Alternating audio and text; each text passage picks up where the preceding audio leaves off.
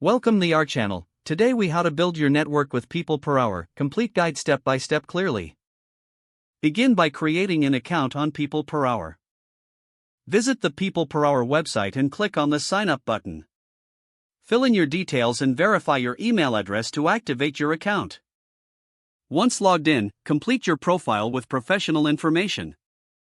Add a clear profile picture that reflects your brand. Craft a compelling headline that summarizes your expertise. Write a detailed bio that highlights your skills and experience. Include relevant work samples to showcase your abilities. Set your hourly rate according to industry standards and your experience level. Next, navigate to the Marketplace section to explore job listings. Filter projects based on your skills and interests for targeted searches. When you find suitable jobs, read the project details carefully. Prepare tailored proposals for each job, addressing the client's needs. Be concise, yet thorough, in your proposal descriptions. Mention any relevant experience that relates to the project. If possible, suggest additional ideas to enhance your proposal.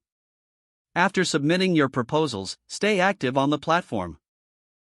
Check your messages regularly for client inquiries.